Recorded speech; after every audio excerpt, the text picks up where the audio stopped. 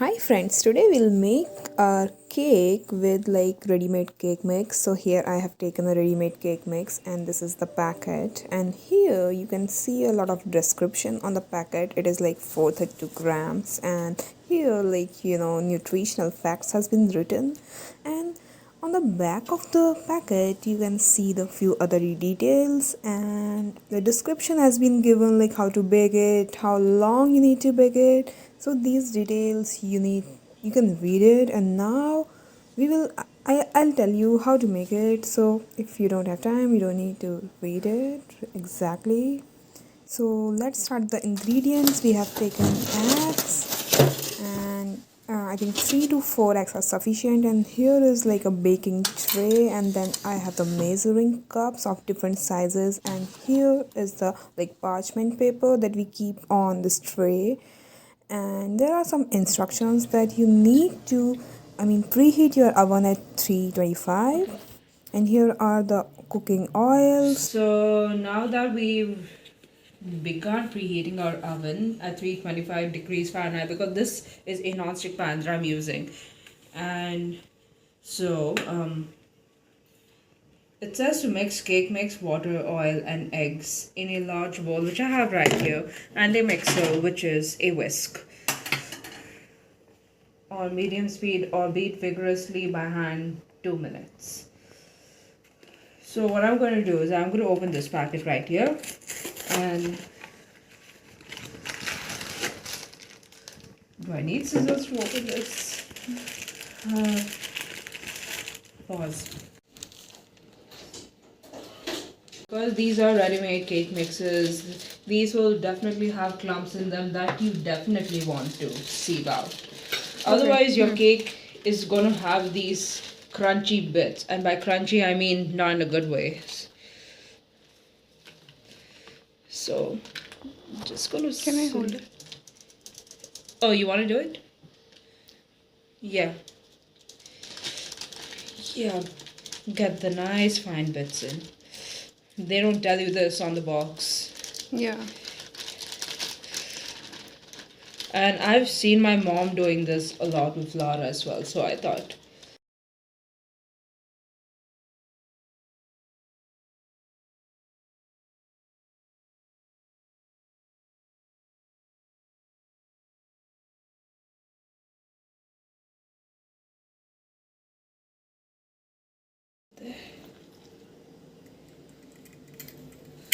It says half cup vegetable oil.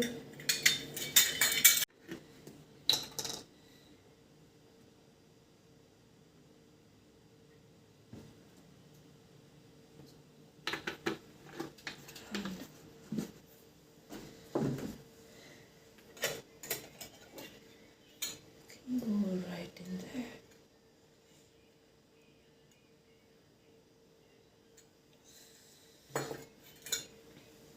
Okay, the measurements, all we need to do is crack 3 eggs right here.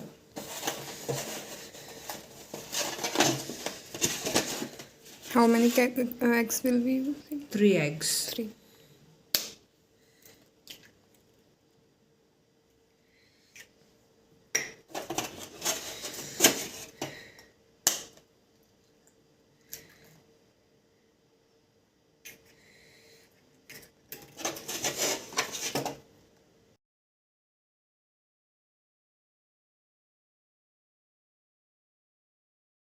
Like this until it's consistently thick.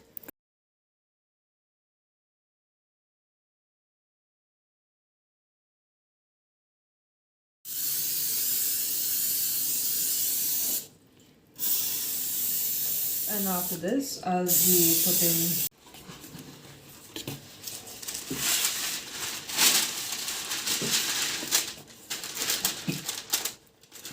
go.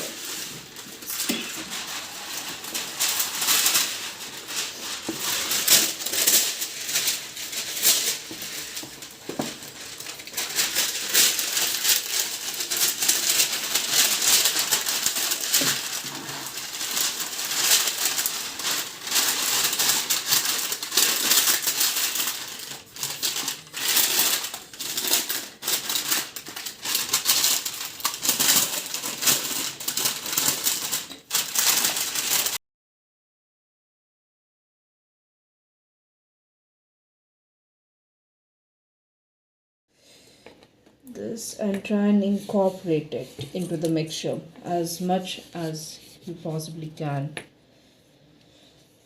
like this.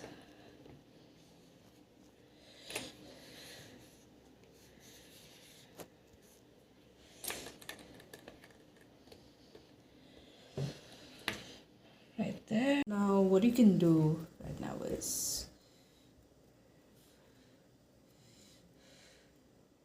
wait, oh, I think there were clumps, but that's okay.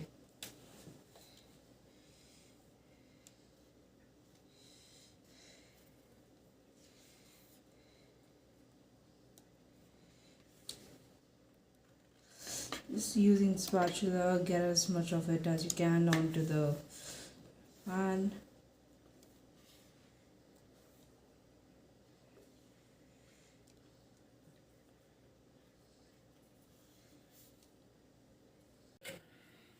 And that should be like 35 minutes. Okay, okay, okay. Do you see anything? No. This is generally the thickest part, which means it is now. So as you can see, I have flipped the cake pan upside down, and what I'm going to do is, okay, so I'm going to take this right off. Okay, I'm sorry, like, but I had already done this before, so that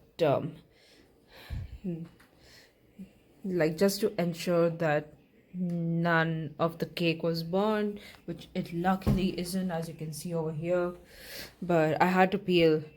But what you have to do is just peel off the parchment paper, like after flipping the cake tin upside down onto a cake pan. However, you can also use any other tray that's big enough. It doesn't necessarily have to be a baking tray. So the next step I'll be doing after this is I will try to reflip the cake over. I'm not sure if I'll get a proper video of me doing this, but I mean, I have to do it so that I can start frosting the cake. So we're about to begin frosting the cake, but before we do that, I would like to show you the specific type of knife that would be best for this kind of application. And this is called a serrated or bread knife. And let me just take it out of the sheath, and you can see it. You can see these little edges right here. So this is the kind of knife that can cut through porous kinds of food, like, as I said, such as bread and cake. And now I will proceed to cut through the cake like this, just trimming off the edges, making sure everything looks nice and even. And if you like if you very much like, you can just keep a box right next to the cake if you're really not into wasting these like really lovely edge pieces. So, oh, I mean, I don't like to waste them myself, so I would just rather keep them in a little box like this, and then you can shut it and keep it in the fridge for future consumption. Alright, so I think I will proceed with cutting the rest of the edges just to make the cake look very nice and neat.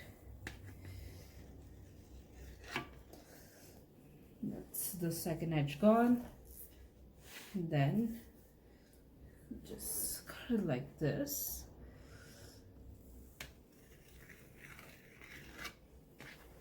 It's edge number 3. Oh, looks a little uneven. Let me correct that.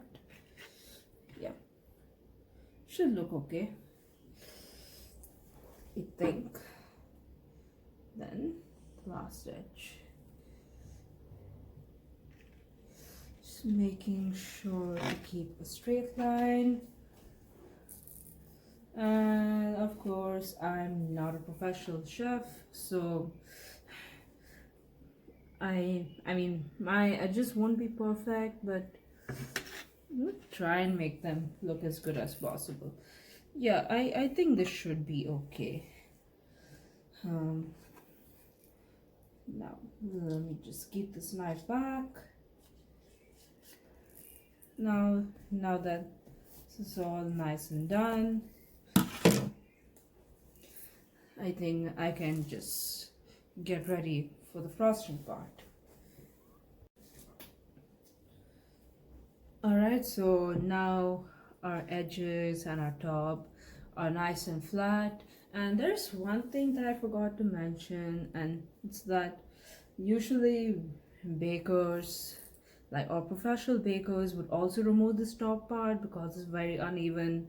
But because I do not have the proper tool, which is actually this kind of wire that you hold parallel to the cake so that this top part can come off, or like I don't have the skill with a normal knife to remove it to create an even enough layer, so I just decided to leave this top layer like that.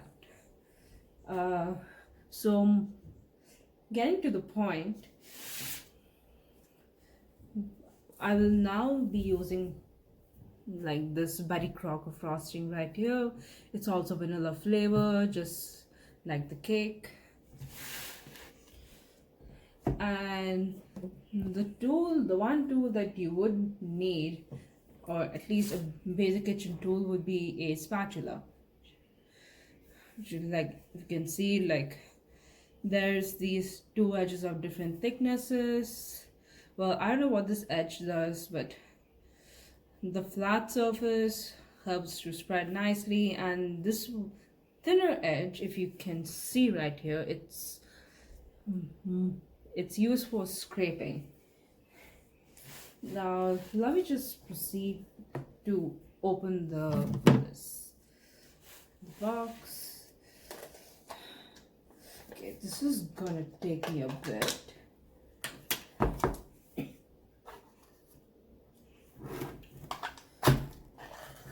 Yep, I think I got it open.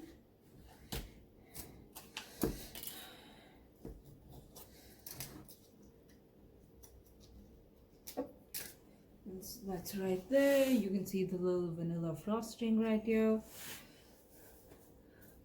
And now there are two phases to frosting a cake, which a lot of bakers normally follow and which I'm going to follow just to make the cake look good. So the first coat is what we call the crumb coat. This is the first layer of frosting that goes over the cake, and its purpose is to mainly, if you see all these spores over here, its main purpose is to cover those spores and to to hold the crumbs together so that they don't come out onto the actual second layer of frosting. And I mean, this is mainly for aesthetics, but I mean, if you like, you can just stay at the crumb coat if you're going to have the cake for yourself, or if the people you are with wouldn't necessarily bother, like are just looking to eat cake and not just look at it. But I'm not the kind of person to skip on aesthetics, so you can see, just take the cake from the container and spread it out here. You can see, just spread at the top.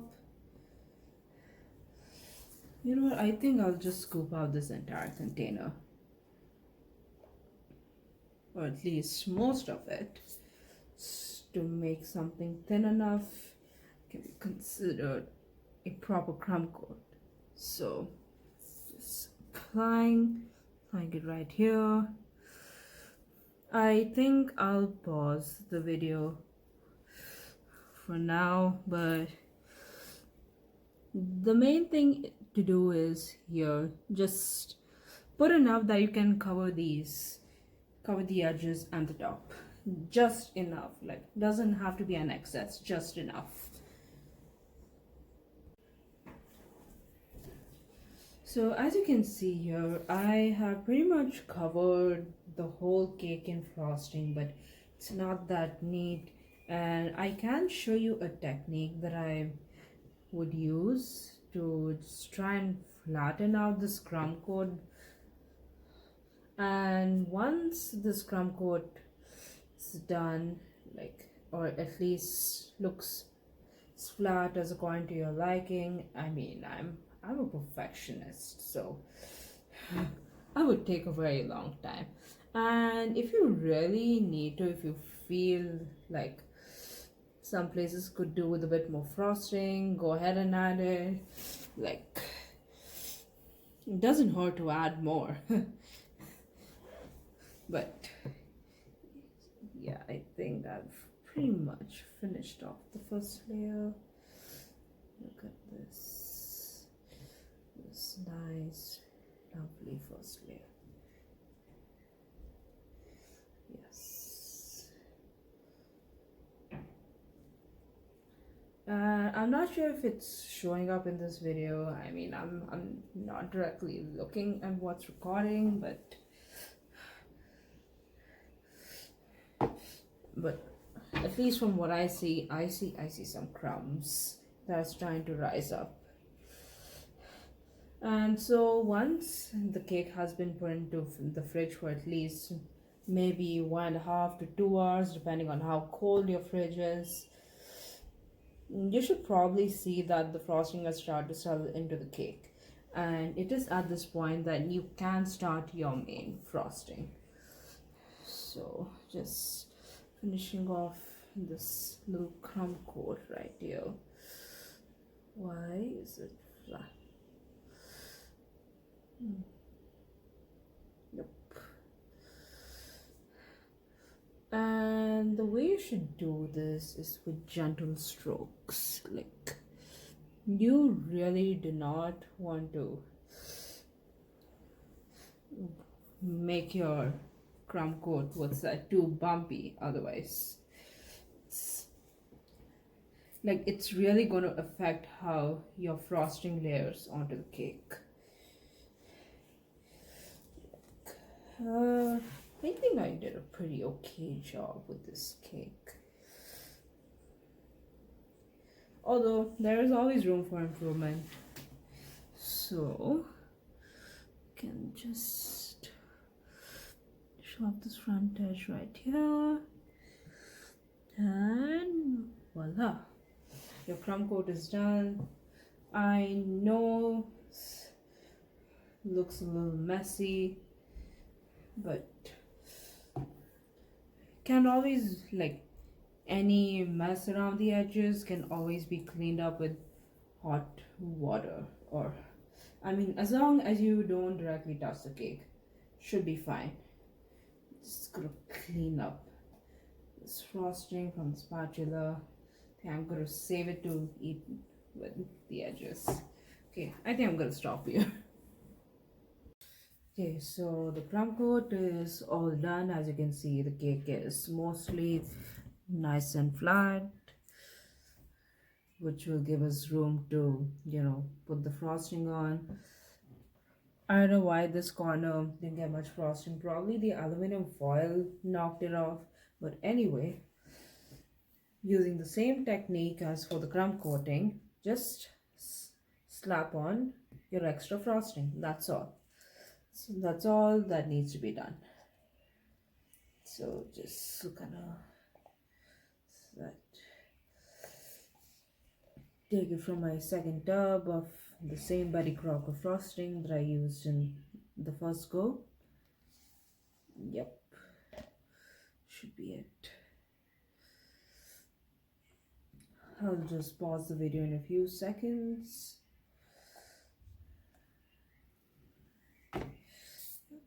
Solve it there. Take that, start spreading it along the edges.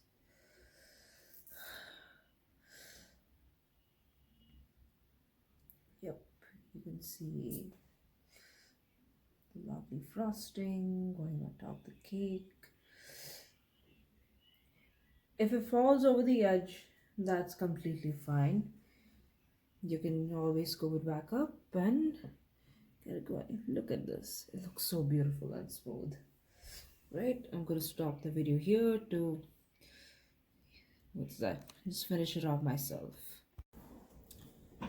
So I'm just going to be covering the cake, and as I mentioned in the previous video, I will be putting this in the fridge for around 2 hours, 1.5 or 1.5 hours. Well, I don't know, but all you would need is an aluminum foil, let's say maybe a few inches larger than, wider than your pan is.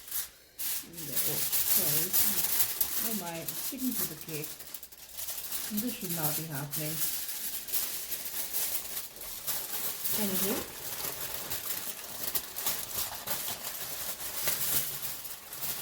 I will proceed to wrap it very carefully and trying to leave some space at the top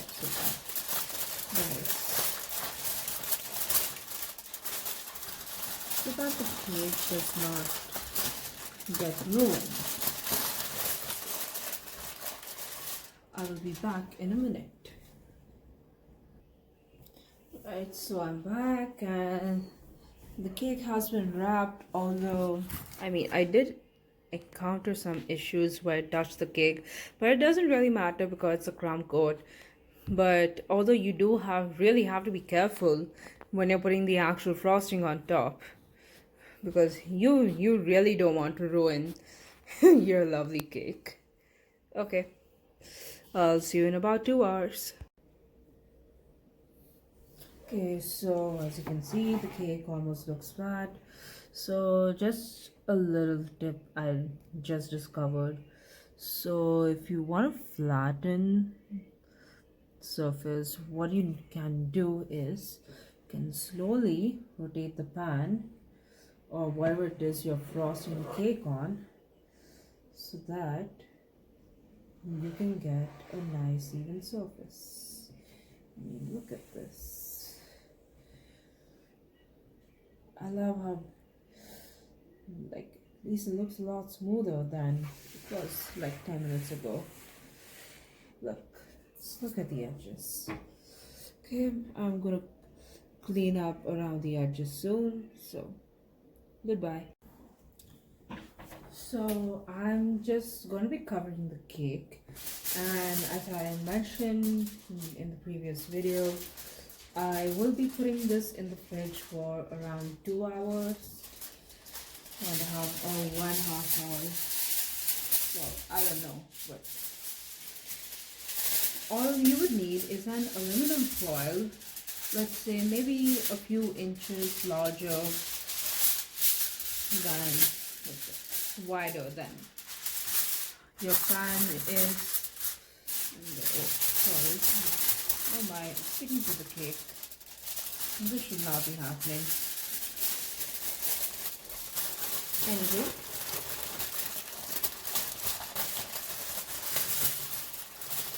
I will proceed to wrap it very carefully and trying to leave some space at the top so